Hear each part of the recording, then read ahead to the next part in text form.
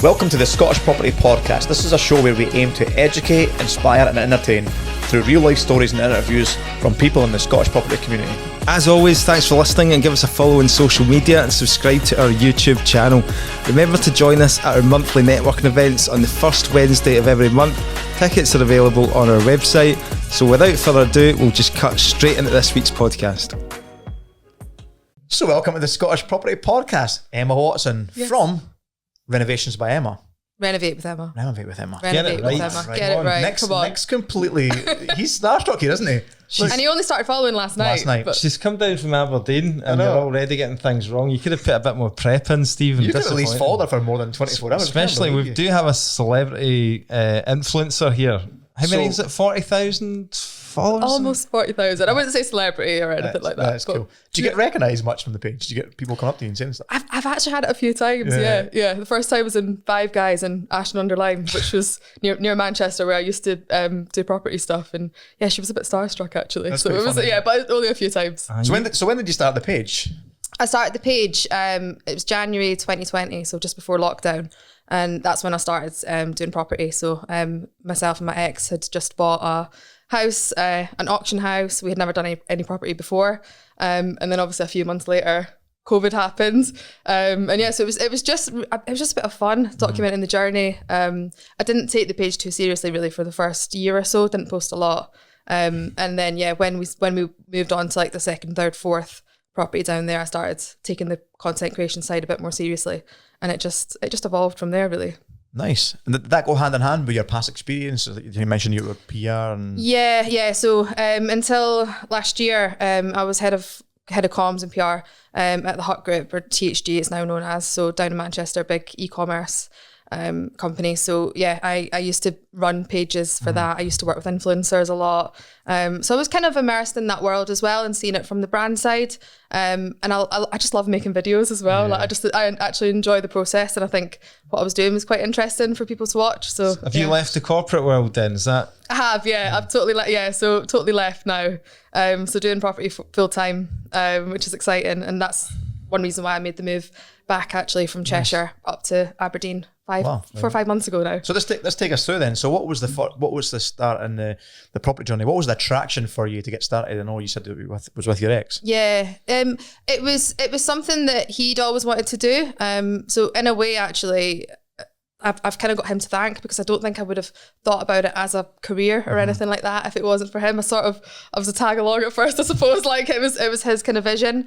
And I'd never done any DIY before either. Like I'd never even put up a shelf or anything like that before. And originally the plan wasn't to be as hands-on either. But then when COVID happened, you had no choice. We had no choice. You know, it was bridging finance, so we did get a bit of an extension because of the circumstances, but it had to get done. So it was a case of like, right, let's roll up our sleeves and do it, you know. So that's interesting, because we haven't spoke to many people that we did speak about the during the podcast, because we started the podcast a few months before lockdown kicked in, probably similar time to your page.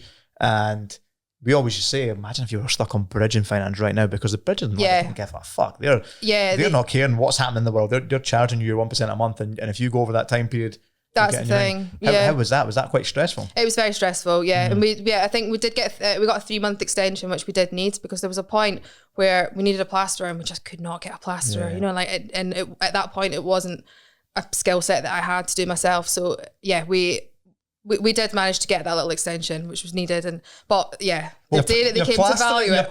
Your plastering's come on a lot since then, though, hasn't it? Your plastering's pretty good. It's all right, actually. It's not bad. What was the first DIY skill that you thought, I need to learn because I can't find anybody on this project? And what appealed to you about it the most?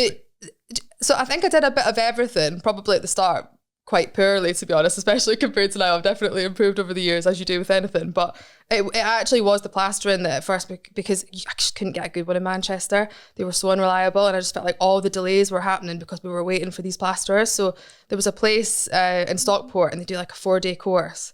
So I was like, oh, do you know what? I'll just take some holiday from work, because obviously I'm working full time and do this plastering course. And it was all right, actually. Like, how many other females were on that course? Only one other, and everyone else was men. So they were all like literally doing that course. And then some of them, so it was Monday to Thursday. Some of them had jobs booked in on the Friday. Wow. You know what I mean? And they wouldn't have really been prepared, I don't think, at that point for that type of work. But yeah, they were just...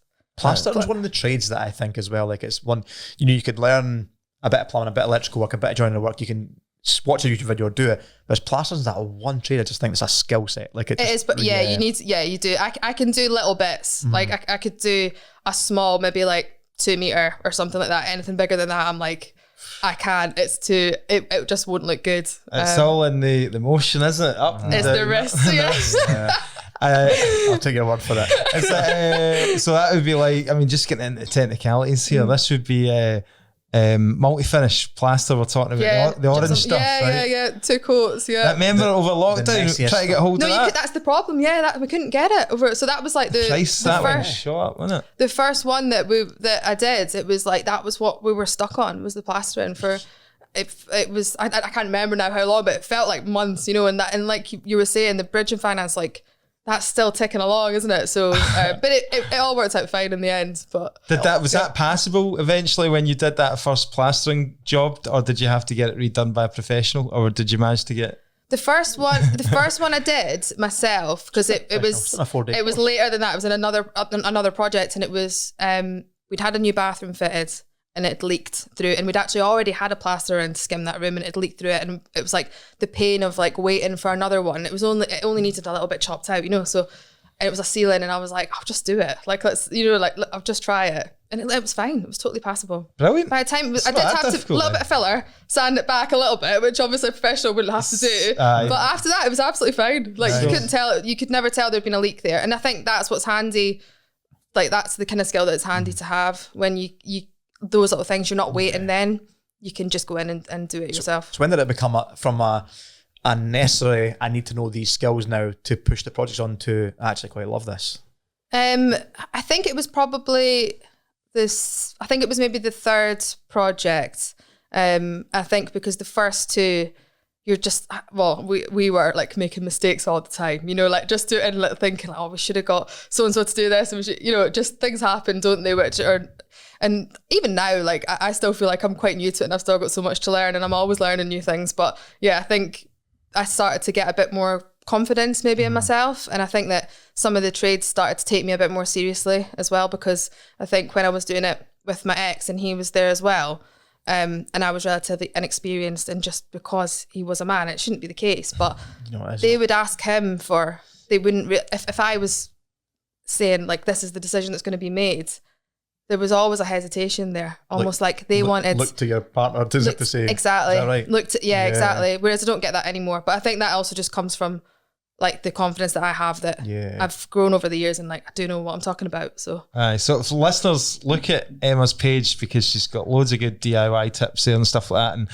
And is there anything that you don't tackle? I think you said carpets or something like that, was it? Yeah, I don't. Yeah, so that was carpet fitting. Yeah, I won't do that again, because it's just one of those. What was the problem there? You know, I think fundamentally it's not that hard, but if you make a mistake, that's you need to order a brand new. And like, luckily, like it's the first time I did cut it like a little bit too short, but it was all right, because it was where the bed was going to go. So it's like, you know what I mean, Tenant will be none the wiser that like, unless they move the bed out. Just add on a wee strip there. Yeah, exactly. Yeah. So, but it's also, I think one of these things is like, it's thinking about the time and how long it takes you to do something.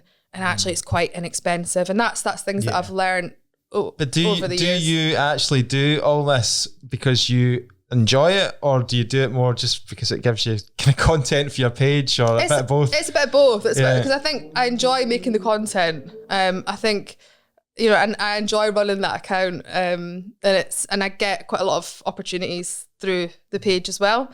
But I do genuinely enjoy it. But don't get me wrong, there are moments where I think, why am I doing this? And why did I not just like pay someone to do it? But sometimes it's a budget thing. You know, I think, you know, it's a way up and how long it'll take me. So that's why I do quite a lot of painting myself, because I know what I'm doing, and I know I can do it quick, and it's like just money that can save kind of thing. Yeah.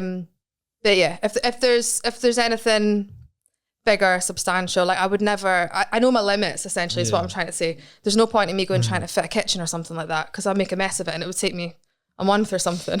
And somebody will do it in 2 days. Exactly, yeah.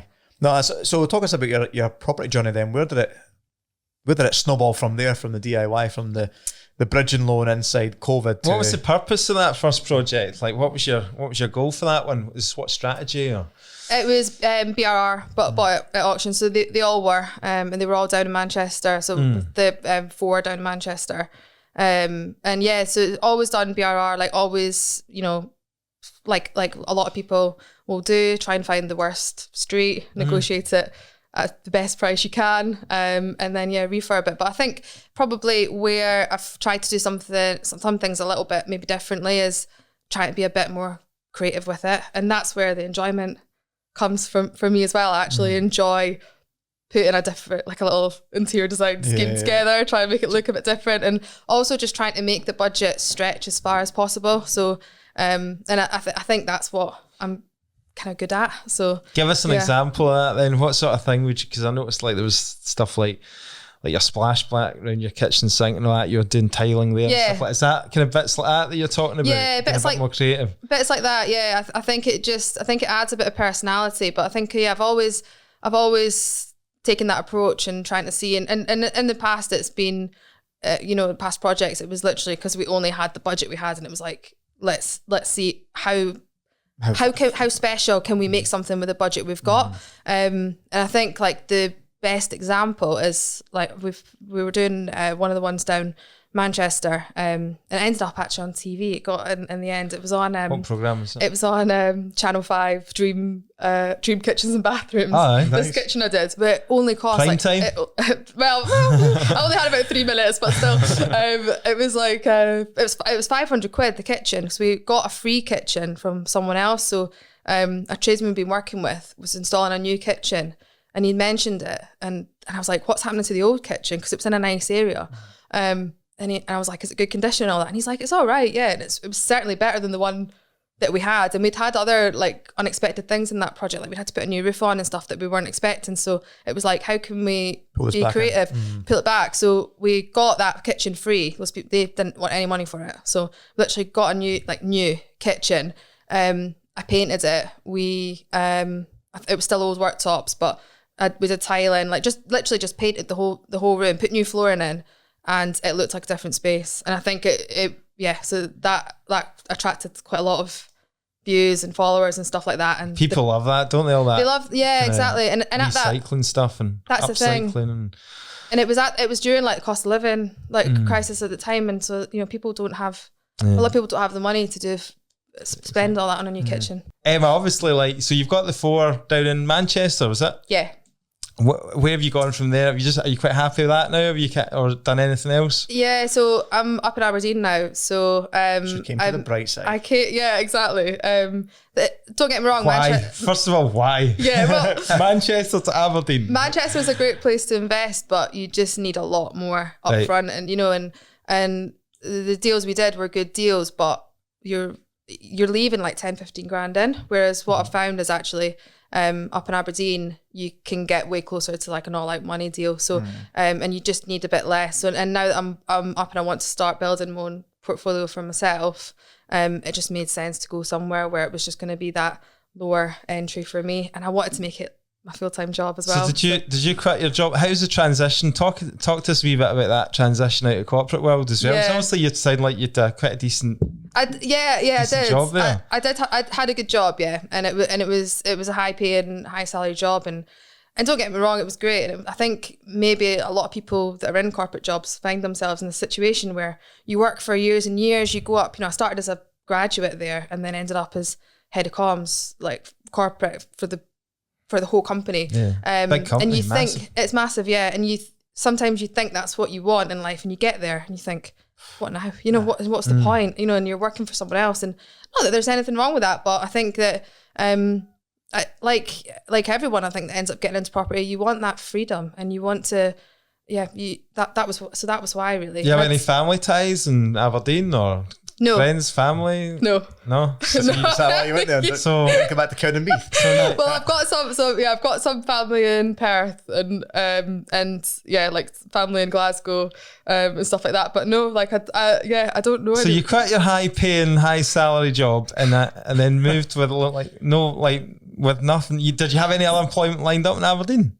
So I'm working with a property sourcer. Right. So he had already sold deals basically Okay. in Aberdeen. So I knew that coming up here, I was going to have, at first I knew I was going to have 3 months. So Right. like it's definitely 3 months secured. But he's sold quite a lot of deals since then. So I've got probably till Q2 next year. Okay. Like, Nice flow. like done. So When but did you make that move? 5 months ago. Nice. All right. Yeah. So it's not been too long really. So you're doing property sourcing now as well then? I want to. I Yeah. haven't started myself yet, but I think it feels like a natural Progressive. next step for me So to you're do. project managing the Yeah. reefers up in Aberdeen. So That's good. yeah, so I'm project managing. So that's because again, it helps tie everything together. And so I'm doing project management, but I want to get to the point where We're needing so many people to project manage stuff in Aberdeen right now. See this? Really? That's great. For there we us. go. Can you mention names of who you're working with, or is that private? I'm working with Alex Dale. Right. Okay. Yeah. Nice. Do you know Alex Dale? Yeah, aye. Yeah. A few times, yeah. Yeah. Okay. I know he's getting good still more leads in Aberdeen. That's good. Yeah. He's doing well. Yeah. He's just started sourcing this year, and I think that's about 20 odd deals he's sold this year. Right. So yeah. There's so many opportunities in Aberdeen. It's Yeah. you just need to know the areas. And I think, do you know what I think that you're doing as well? You're probably that perfect person to work with because you've got that attention to detail to make the refurb stand out. And I think That's the the people thing, yeah. are just skimming past the refurb are like, oh, being down value. Not being down value. You've skimmed the refurb. You've tried to spend $5,000 on the flipping thing rather than actually doing it right and adding a little bit more like interior designer flair. Where if you wow that surveyor when they come in, of course they're going to give you the value you want. That's exactly what happened. So the last one we did, it was for a client, and we got $5,000 more than what we wanted. And I met him when he was there, and it was because of the living room. It was the colour of the living room and how, and it was quite a So the blue wow, one, the blue, the blue one, nice. and it was just like a nice colour, and so it was relatively simple. It wasn't. It's not doing anything that any other people can't do. It just takes a little bit extra time and attention to detail and planning to make it work.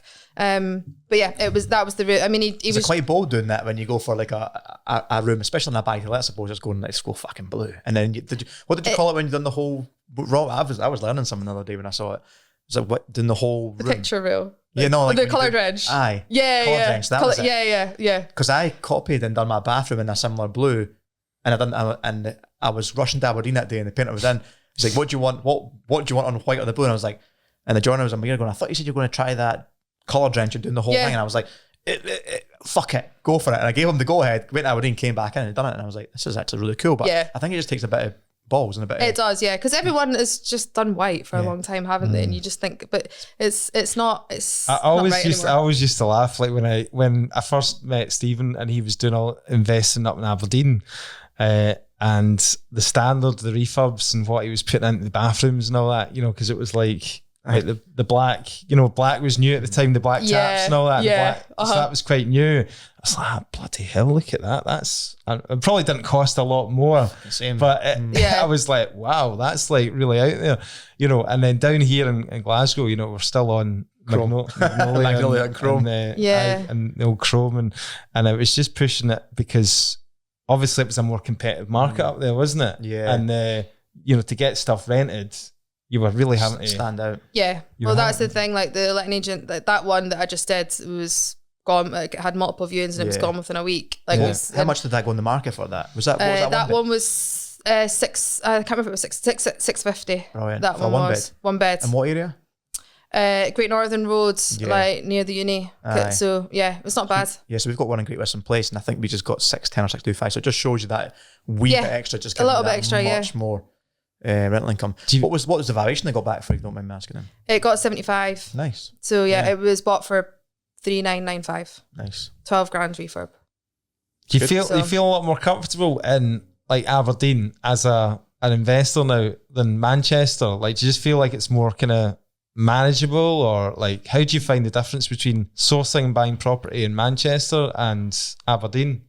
I think that there's I think Manchester's very, very competitive. I think obviously Aberdeen has got that as well, but Manchester's it's just bigger. Like it's I don't know, maybe it's also a thing of being from Fife, but I feel more comfortable in Aberdeen just generally. I think Quite a small city. it's more like a town, isn't it? Yeah. And like and I think I've always sort of said that I wanted to like move back and live in Edinburgh. So this is maybe like a bit of a stepping stone because I think Aberdeen is great, but if I'm looking at the longer term future, I don't want to don't want to be Aberdeen only. Like, what I age would are like you, if to. you don't mind me asking? 32. Right, How old do okay. you think I was? Roughly, I mean, I think I was around about, I was trying about there, I think in my head, I was like, At least you next squirm in a seat there. late 20s, early, it's always a sensitive subject. Late but at the 20. end of the Late 20. day- I'll take that. Late 20s. At the end of the day, you've got a lot going for you, you know, and you've got time. So, yeah, that's good. How did you find starting from scratch in a new city like Aberdeen and then building up your own contacts, your own trades? And Yeah. Has it been challenging? That's the hardest part by far, and you'll know that as well. There's just not a lot of tradesmen, tradespeople, I should say. I presume having that up here. Alex to work with though as well. He's obviously been there a while, Yeah, isn't so he? he had a few contacts, that was good. But we've needed more, and at this point it's a tough one, because I wouldn't say I'm necessarily busy enough to say to someone like, okay, block out this month because I need you, and I wouldn't want to do that, because what if you don't know completion dates and stuff like that? It can all change, can't it? Yeah. But It's up and down. I would rather wait now for a good joiner, and like, for example, you know, and just and yeah, the refurb might take a bit longer than what I originally wanted, but I'm just finding that the good people are booked Yeah, worth waiting months. for. Like there was one guy I met, and he's like, I'm booked till Q2. I was like, oh great. So yeah, it's hard, but I think that luckily Do you know what's the price difference between Aberdeen and Manchester? a little bit. It's a bit cheaper, but it's not. It's cheaper than Aberdeen? Yeah, Shit. yeah, cheaper than I wasn't Aberdeen. heard anyone say that Aberdeen's cheaper than anywhere. Yeah. Really? Do you think it's a? Do you? Interesting. I mean, I don't have any context compared to. Yeah, even someone I was kind of comparing prices, and actually Aberdeen was more expensive than Edinburgh. I thought, wow. Really? But I I actually, wouldn't have I was always a bit bewildered by that. Like, why the fuck is that? Like, Yeah. But then someone explained it to me, and it actually makes total sense. If you're a tradesman in Aberdeen, and the oil and gas industry is the biggest, Yeah. employer out there, you can go off as a labourer, for 300-400 quid a day as a labourer with no skills and make 60 grand a year salary. So if you decide to come back on shore, you're doing it for flipping good money. Yeah. So I think that because I hadn't thought about that before, yeah. I know I hadn't either, and I thought, you know what, that actually makes loads of sense. He says no one's going to work for nothing in Aberdeen because there's so much money in oil and gas. Sounds like there's a bit of a shortage of trades up there as well, Yeah, isn't there it? is. Do you know what I mean? Yeah. There is. Good quality trades as well.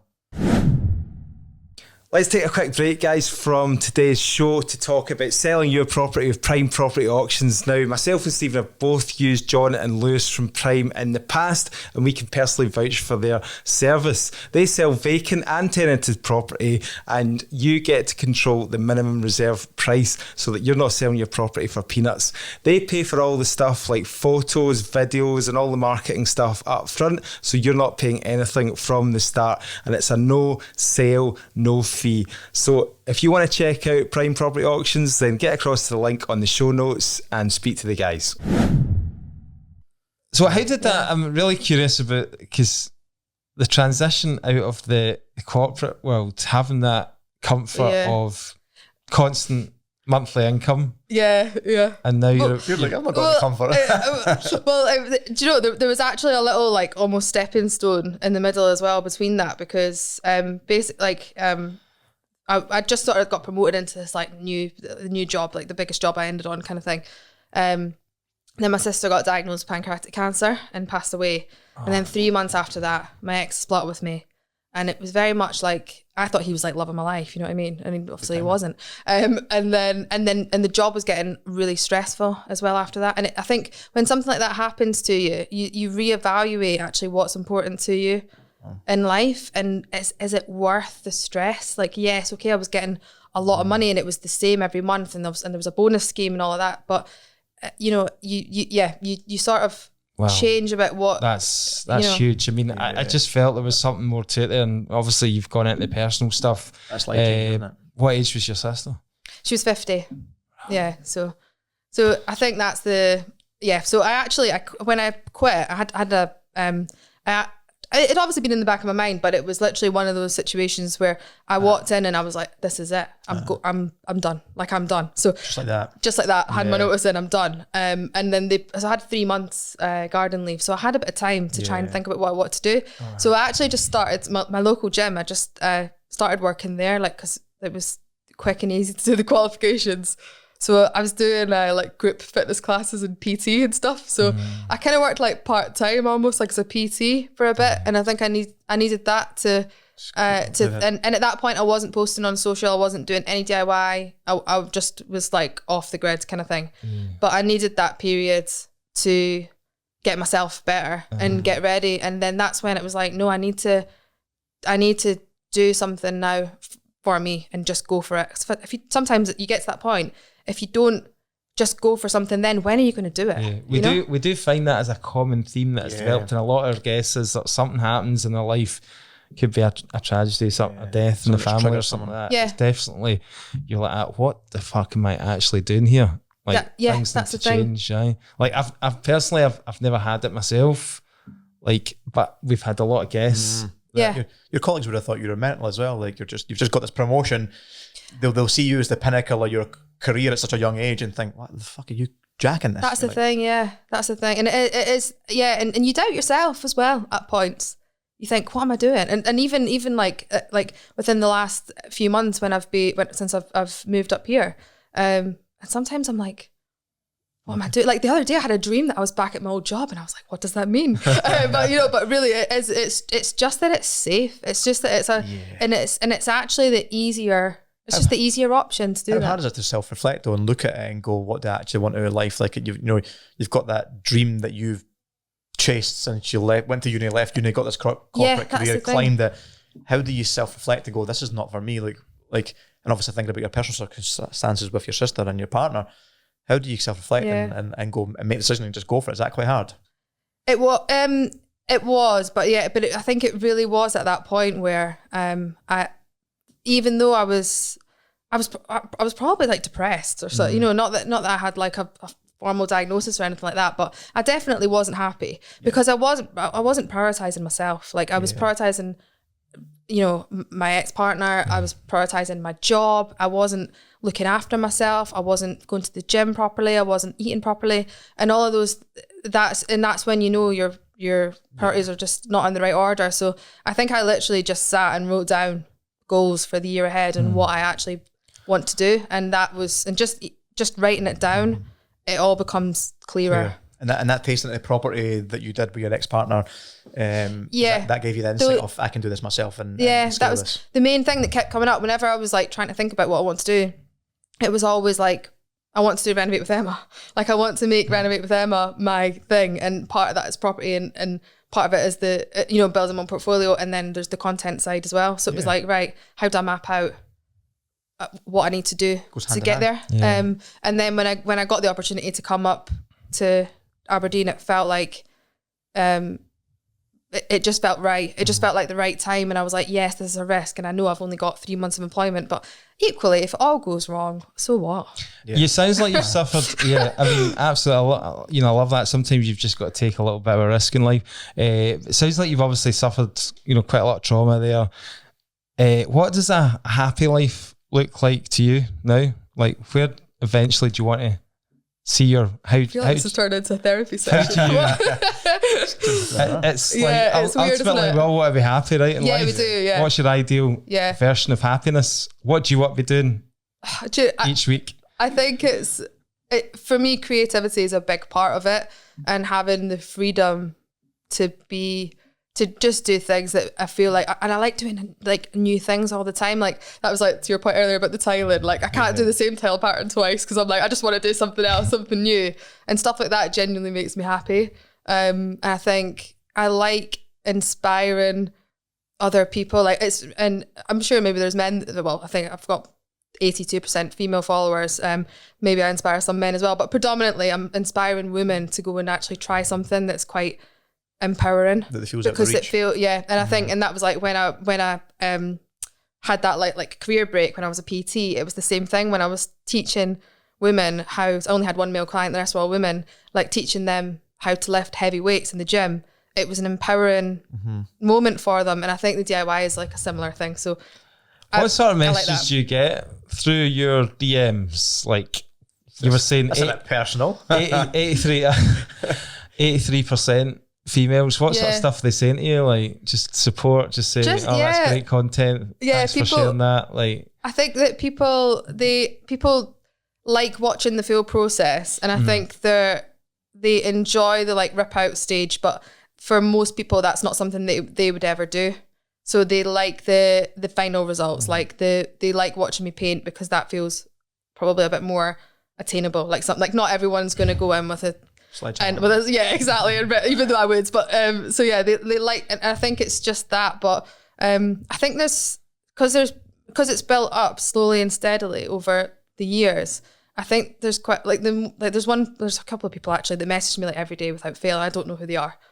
One of them lives in Australia. You know what I mean? And I've never like every day she'll message me. How do you keep on top of that? Because I know it's like even with our small following, we struggle. Yeah, it is hard. You've got like do you reply to everybody or do you just? Yeah, apart from if I have a viral video and I get too many, then I can't. And what I'll try and do is I'll usually try and do a story that says, I'm sorry if I've not replied to you, because I actually think a big part of it is replying to people. Because if someone came up in the street and said, oh, I like your hair, or I like your, or, you know, like just gave you a compliment, a stranger, you wouldn't completely blank them. Yeah. And I think and what I think is a bit sad actually about it all is sometimes people will reply to one of my stories like, oh, I really love that color, like looks amazing. And then I'll reply like, oh, thanks so much, hope you have a nice evening or something like that. And then they reply back going, oh, I didn't expect you to reply. And I think... Oh, they're probably thinking, not her. That's somebody they don't even think they're in the Philippines or something like that. So a lot of messages, people do not even expect... And I don't even have that many. In the grand scheme of things, I don't have a lot of followers. It's not...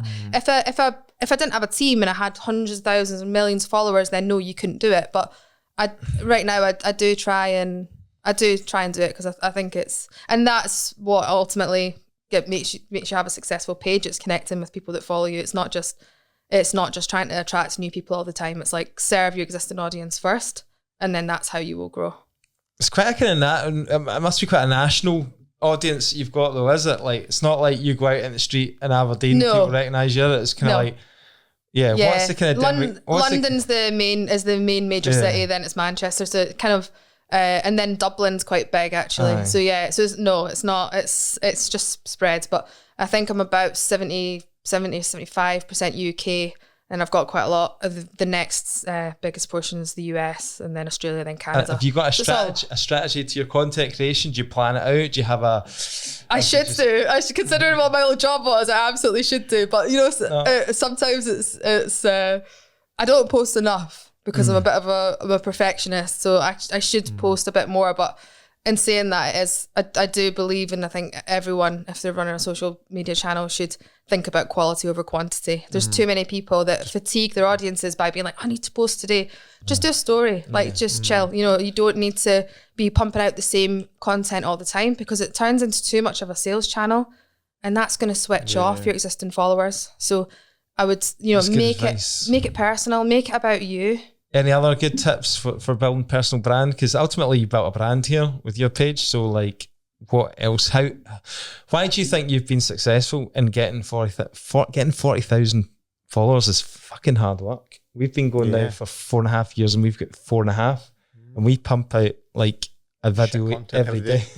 Oh, did I just tell you to give you the... Yeah, so that's where we're going wrong. We're putting out shite rather than focusing on the quality. So what's been your success? Why's your page blown up? To be honest, I think that I've always focused a lot on stories because that's how I use Instagram myself. So Instagram stories? Yeah, Instagram stories. Here I am here today at this refurb.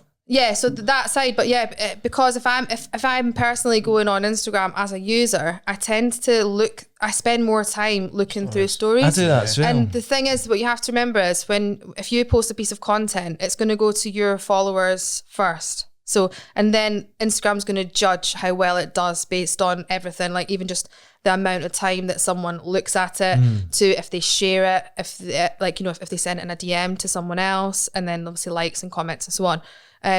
But yeah, so the better relationship that you have with your own followers, the algorithm's going to think that's a good post. Let's show it to other people that don't follow that person. So if you don't have that bond and relationship with your own audience, your posts are not really going to be given the opportunity to be seen by anyone new. And that's where people go wrong, because they're constantly like sell, whatever it is they're trying to sell, without actually just telling that story and talking about relatable things. Like I think it's about showing your own personality and being yourself. And that's quite interesting actually, because I'm saying I get a lot more engagement through stories than actual posts. Yeah, exactly. Has there been one video that's really popped out, it's just gone mental, that you're like, wow, that's like... Yeah, so I think like so there's good and bad examples of that. So I think this is another thing that people sometimes go wrong. They really like desperately want to go viral and get loads of views. And I know that this is easy for me to say because I've had multiple viral videos, but it's the thing is that you can go viral and it can actually do your account more harm than good. Because so I had one video that I posted and it's with Alex, my business partner, and we're in B&Q, and I sometimes just film bits in B&Q, like just like, because then it's like B-roll that you use like on your stories and stuff like that, like, you know, if you're doing a little voiceover, little clips. So I was filming and the paint color we needed was right on the top, and he was like, I'm gonna get it, and I was like, you're gonna drop it, like you're gonna, and he was like, no, I got this. I was like, you don't have it. But anyway, he drops the paint and it goes everywhere, and I'm filming it. And it that night I remember thinking, I was like, I edited it, and I did edit it well, and I remember thinking, I almost don't think I should post this because it's not really aligned with my channel. And I was like, and in my head I was like, it'll probably get about 1 million views. Anyway, it ended up on like 50 million views. 50 million. 50 million. Was that Insta or TikTok? Insta. And TikTok, I think it got about 1.8 or something like that. But yeah, Instagram. So Instagram, 50 million views. That's hard massive. though. That's massive. Yeah. Yeah. So, and I did get I got quite a lot of followers from it. But what happens is you get a big boost. Then a lot of the people that follow you don't know anything about you, and so then they unfollow you again, you know. So then it does your account more harm than good. Whereas I think there's been other videos I've had that have gone viral, like the one where which kind of covered the £500 like kitchen, the budget kitchen makeover that I did, and that went viral. I think that went really viral. So I think it was like 1.2 million, but it converted really well. Yeah. So it converted into new followers. I think I've got about 8,000 followers after, you know, in about the 2 months after that, consistent. But you can always tell a strong page, because see if you look at your page, right, so you've got like 40,000 followers, you can see other, like you see pages that have got like 40, 50,000 followers, they only get like 3 comments per post. That's and stuff thing. Like that. Yeah. I always look at the views on the video to see if it's a strong page or it's a legit page. I always look at comments, because if you're getting comments, people are actually taking the time to comment, you've got a strong audience. Like you've definitely That's the thing, got a strong audience. If there's someone that's got like tens of thousands of followers and they haven't really had any viral videos as well, that's a bit of a red flag. Usually bought Usually bought. Yeah. Just like the blue tick. Like the blue, yeah, well, yeah. Pay Facebook to get an extra 20,000. They'll probably bring that out. That could be a package that they might bring out alongside the blue tick. No, because I think that would undermine everything that they're doing. Yeah, kidding. But I mean, it wouldn't fit past them though. What's the next plan growth phase for the page? Keep going. I'm just going to keep going. I think a couple of years ago I got to the point where I was just putting too much pressure on myself, and like I was, you know, this was when I was working full time, and I was getting up, you know, getting to work for 8 o'clock, finishing at the office at 5, 6. Driving from Manchester Airport where it was based, Ashton, doing like 2 or 3 hours of DIY, getting home, this was like 9, 10 at night, editing for 2 hours, and like it was not sustainable at all. So now I'm just trying to, I don't want to say keep it ticking over, because it's not like that. I want to put more into it, but it's weighing up the time I've got, basically, because I think the thing with social, you could spend, and I certainly could, I could spend hours editing one reel, and it's not going to necessarily get me closer to my goals. So it's trying to be smart about actually how I'm editing and what I'm putting out there. But like I was saying before, I do believe that like a strategy of building content that serves your own audience first.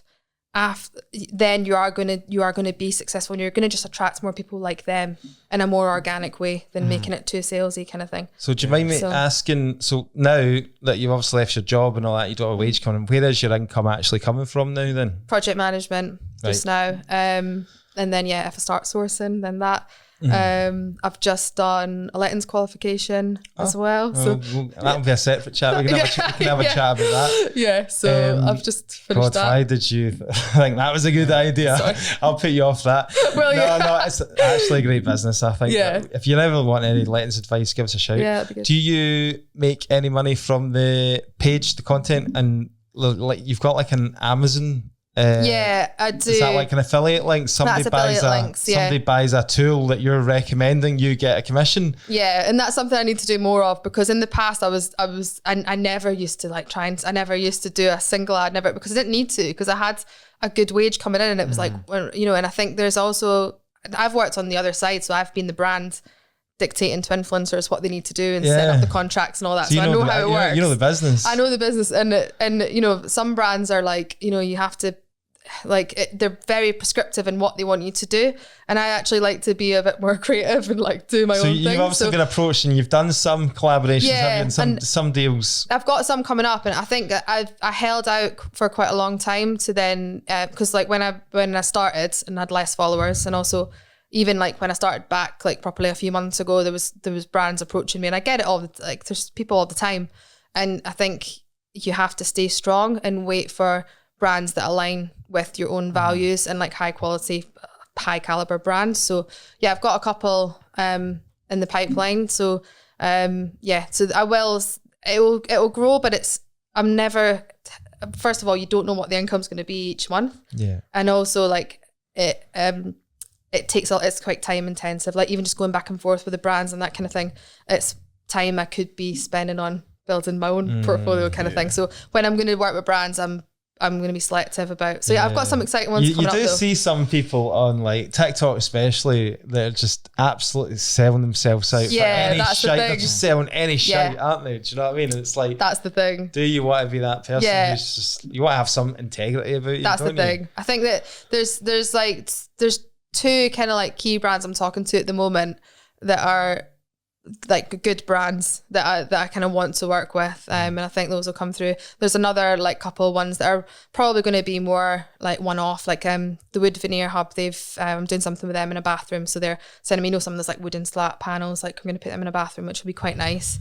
But those some things will be more one-off, but I would if I'm going to do work and with the purpose of earning money from it, I want it to be a few brands over like a longer period, I have one piece of content I'm on for 6 months or 12 months or something like that. It's more reliable income then, and it's more authentic, and that's what it's all about. What's your favourite tools?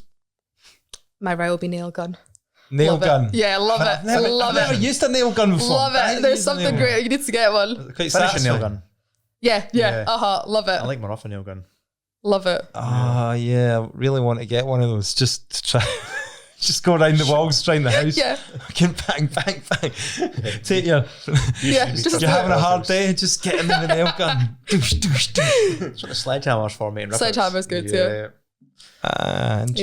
Yeah. So now, are you, like, when you're doing the project management, the refurbs and stuff like that, are you still doing a lot of work yourself or not so much? I mean, I'm still doing too much myself, yeah. And I think that's a case of starting off and wanting to, and I do this anyway in life, like wanting to go above and beyond, like, just like do a really good job. Like I think I'm like an all or nothing person. Like I just want to like make something look good. So like, so I'm definitely doing a bit too much. But I think that also if it's the first time working with a client, I don't mind, because then I know they're going to see the results and be like, wow, I'm going to work. Like the first one I did, it was in the newspaper this week, the Press and Journal, and like that's the first one I've done, and they've featured it. Brilliant. So like that investor's going to be like, wow, I've never had a BRR in like a newspaper before. Use that PR.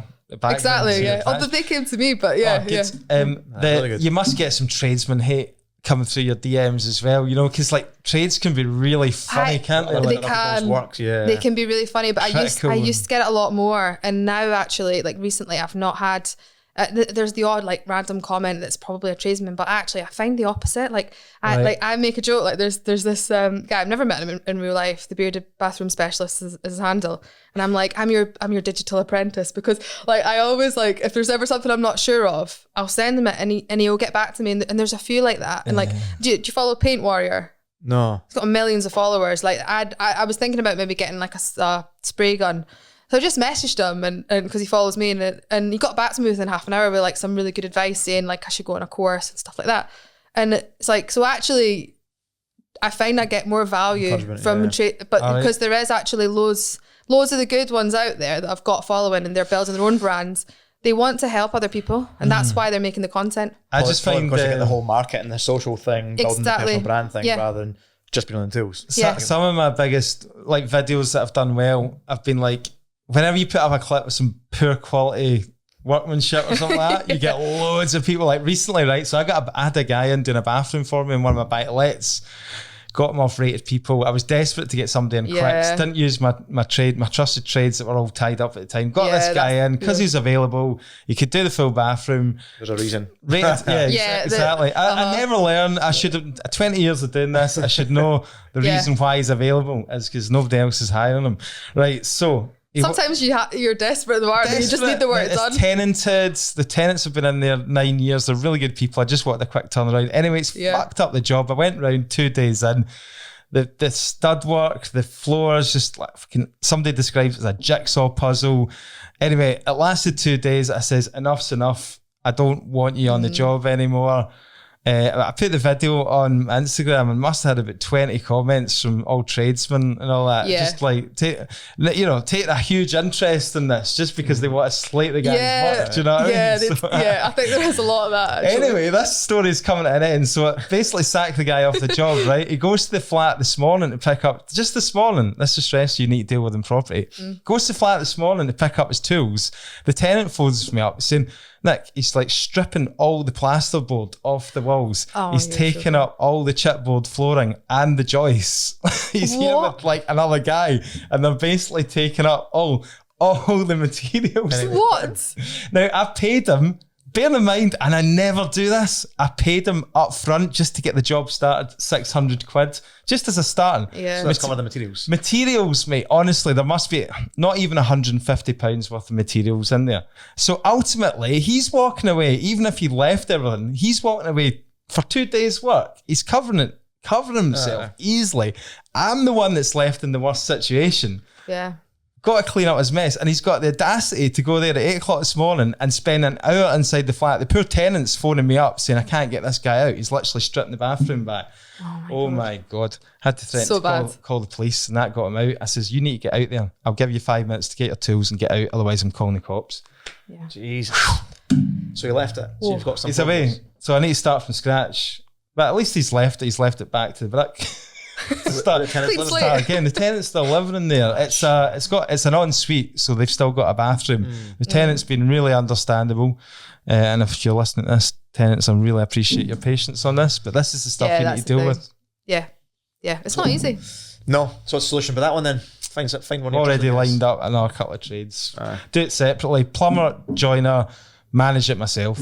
Yeah. Rather than trying to get one guy to do a lot, because... How do you find managing the trades yourself? Do they listen to you? Do they take note of what you're doing? Or do you try and get ones that work with each other so they can communicate themselves? Yeah, no, they do now, I think. Like I think I touched upon that earlier, where in the past I don't think that they respected me as much, I think. But now that I think I kind of know what I'm talking... I think almost they're a bit taken aback sometimes, maybe, when they meet me for the first time and they don't know anything about me. They don't know about my Instagram. I could be anyone.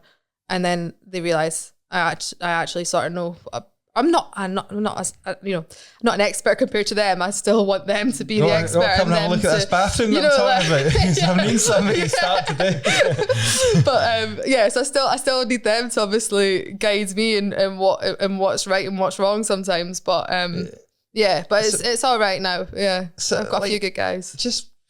People just need to respect other people and just like, I always find it difficult dealing with some tradesmen because it feels like they can't accept any criticism, or constructive. Like, I'm not there to slag off your work, but I want the job done properly. Can we not just have a conversation where I can just give you some feedback, like without you going mental and just basically throwing your toys out the pram? I find that you're always walking on eggshells with a lot of people, but I guess that's not just tradesmen, that's just human beings, right? Job, that's just humans. I mean, you respect that people have got a skill set and a trade that they're in, but yeah, anybody can improve on any part of their jobs in their life. Exactly. It's like the tradesmen are a nightmare for taking any kind of criticism on it. Like, You've fallen out a few in your time as well. yeah. I was thinking. I think it's inevitable, isn't it, doing this though? Yeah. Dealing with this guy, I was thinking about you when it came. You remember ages ago that Cumbernauld job? You paid that guy, and then he didn't come back and finish. That must be that was fucking 10 grand stinging almost. You know, for me though, like I'm at the point now where my bar is like, if I'm going to pay someone to do a job, I want it to be better than what I can do.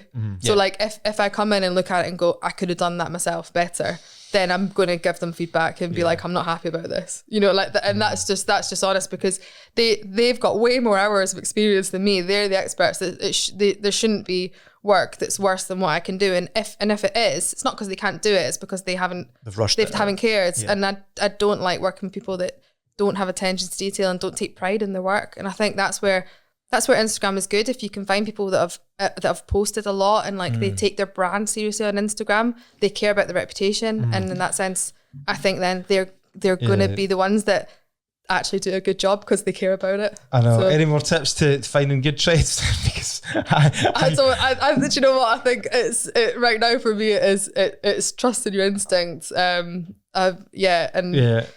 But the problem is sometimes even people that get recommended to you can turn out to be very disappointing, can't they? It's hard, isn't it? Alarm bells should have gone off when this guy that I was talking about there turned up, and the first meeting we had, he said he also has a social media marketing company as well, as well as fitting 200 bathrooms in the last couple of years. So like, now looking back on it, I was stupid. But sometimes you're desperate to get sometimes you have to just get it. Yeah. Sometimes it's a leap of faith, isn't it? And a lot of the time it's okay, but sometimes it doesn't. Yeah. I think that's interesting because a lot of trades don't have Instagram pages though. I know, that's the thing, yeah. I mean, it's very, very seldom that they've got any kind of social media presence. They just do their job and they get on with it. But so like we say, it was you're right though, if someone's taking that much pride to actually take nice pictures of it and showcase it, they obviously care about what they're doing. But that's hard as well. It is. I just recently, I don't post on Facebook, but I recently just made a Facebook, like a Renovate with Emma, because I was finding like some of the guys in Aberdeen, they had a face and like they had a Facebook, but they didn't have an Instagram. Yeah. So they're a bit. I think almost they don't need to as well. Like they don't. Yeah. I found this like I'm halting projects and even flip projects. I've been getting opportunities coming to me.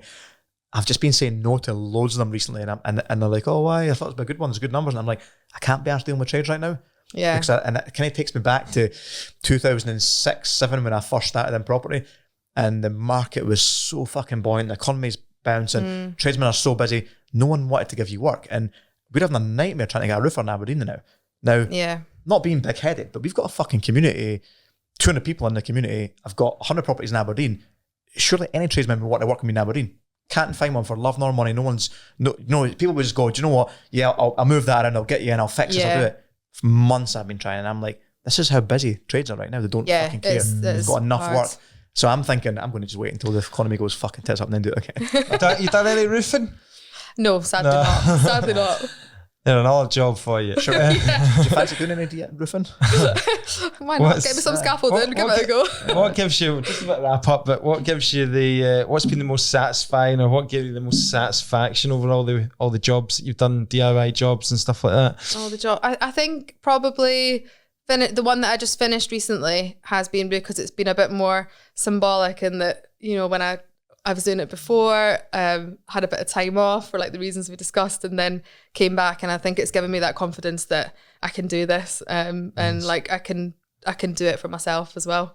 So yeah, I just need to keep going. Brilliant. Yeah. And where can people can reach you on your Instagram. They can indeed. And hopefully Renovate with Emma. You will. With Emma. Not renovations. Hopefully you as she gets back to you on DMs. Hopefully you can, hopefully you can keep on top of those DMs. Slide into DMs, not in that sense. I mean, that could be a full-time job in itself. Like when you get to that stage, just replying to people. It could get a lot of the line somewhere, haven't you? Yeah. But I just continue to grow that and the brands. Yeah, is that the plan? Yeah, I think so. Yeah, I think try and leverage that a bit. Both things will go hand in hand. You know, like the project management and if if I start doing sourcing and stuff, can be things that help get me where I need to be. But then at some point it would be like I want my own portfolio, and and just be my own. Possibly, You know, doing jobs that I want to do, but not because I have to do any of them. You know, like if I'm doing painting, it's because I want to do it, kind of thing. Possibly talking to a fellow letting agent here as well, maybe in the future. Yeah, maybe. Yeah, I think so. I just think it just makes sense. You know, like if I'm doing that journey, like it just makes sense to do it end to end. That's how I started building my business. It definitely works, retaining those properties for management. Brilliant. And you've got the page already built up with the track record and the credibility that I'm pretty sure you can find private investors when you go to build your own portfolio up there. Yeah, and that's the thing. That's not something yet that I've done, and I've thought about it, and I think it's like next steps for me is having that knowledge, learning how to do that, and then leveraging that, because I have done it before. But yeah, so I'm always learning. Basically, let's say I've done a lot, but I also still feel like I'm at the start in many ways. You know what I mean? It's it's exciting time. It's a good attitude to have as well, isn't it? Yeah, that's Yeah. Really appreciate your time, Emma. Thanks for joining us. Thank you for having me. Trip down from Aberdeen. Yeah, no worries. Safe journey home. Thank you. Thanks a lot.